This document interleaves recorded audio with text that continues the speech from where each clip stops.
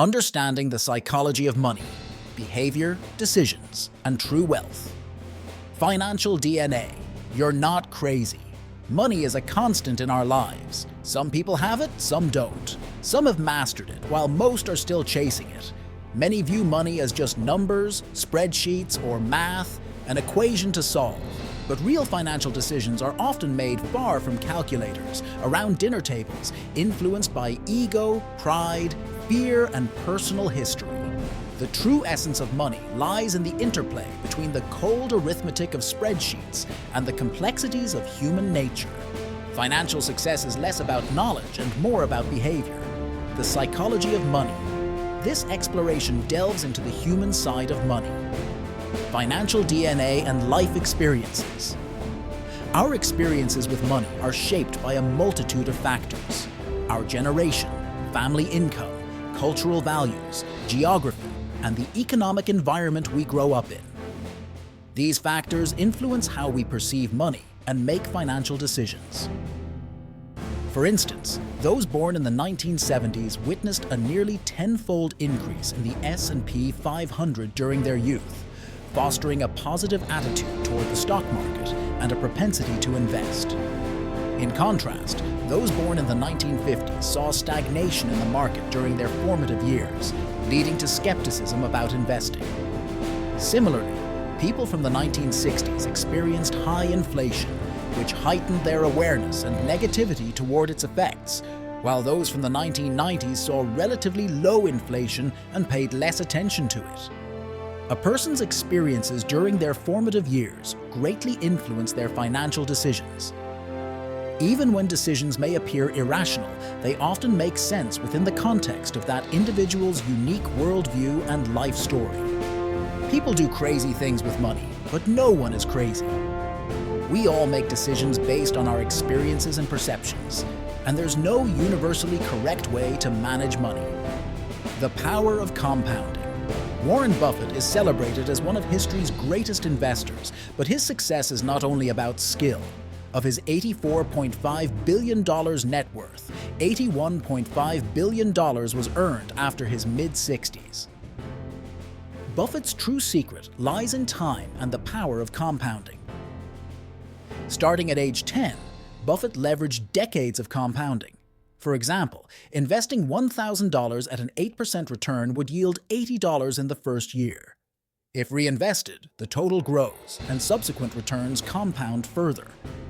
Over time, this exponential growth produces significant results. Imagine if Buffett had spent more of his early income on luxuries and began serious investing at 30. Even with his exceptional returns of 22% annually, his net worth would be only $11.9 million, 99.9% less than his actual fortune. The lesson is clear. Success in investing often depends on starting early and staying consistent.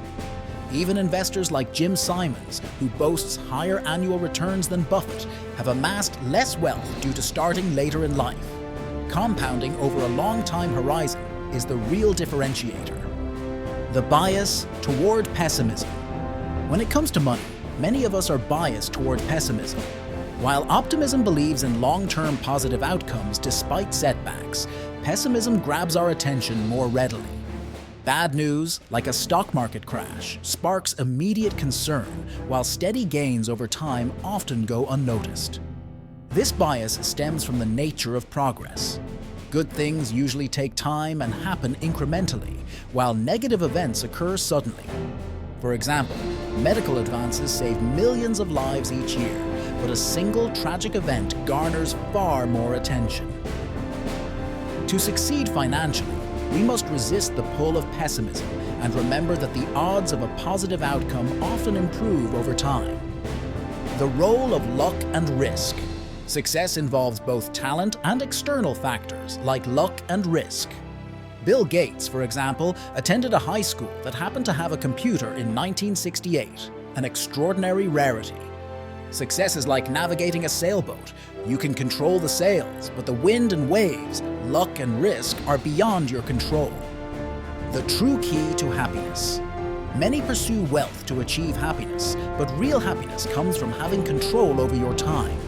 According to Housel, the ultimate form of wealth is the freedom to do what you want, when you want, with whom you want, for as long as you want. Material wealth often leads to sacrificing time, but studies show that controlling your time is a stronger predictor of happiness than income or status. Accumulating wealth without valuing time is futile, like filling a bucket with a hole. True wealth lies in the ability to enjoy the freedom it brings. The impact of tail events. Tail events, rare occurrences with outsized impact, often drive success in investing, business, and life. For instance, venture capitalists expect most startups to fail, but rely on a few outliers to deliver massive returns. Warren Buffett's portfolio follows a similar pattern. The majority of his returns come from just a handful of investments. Tail events are counterintuitive, but they highlight the importance of patience and resilience in the face of failures. True wealth versus being rich. Being rich is about visible assets, cars, homes, and luxury goods, while true wealth is the financial assets you don't spend. It's easy to assume someone driving a luxury car is wealthy, but appearances can be deceptive. True wealth requires self-control and restraint. It's not about what you spend, but what you save and invest. Building wealth means prioritizing long-term goals over short-term gratification. Paying the price. Success in investing, like climbing a mountain, requires accepting uncertainty and risk. Many people try to avoid market volatility, but this is the price of long-term returns. Viewing this price as an investment rather than a penalty can help you embrace the journey and stay committed. Knowing when to stop. Understanding enough is crucial. Hedonic adaptation, the tendency to constantly raise expectations, can lead to a never-ending pursuit of more, as seen in cases like Bernie Madoff. True satisfaction comes from knowing when to stop climbing the ladder and appreciating what you have achieved. Thanks for watching. Don't forget to like, subscribe, and leave a comment below. I'd love to hear from you.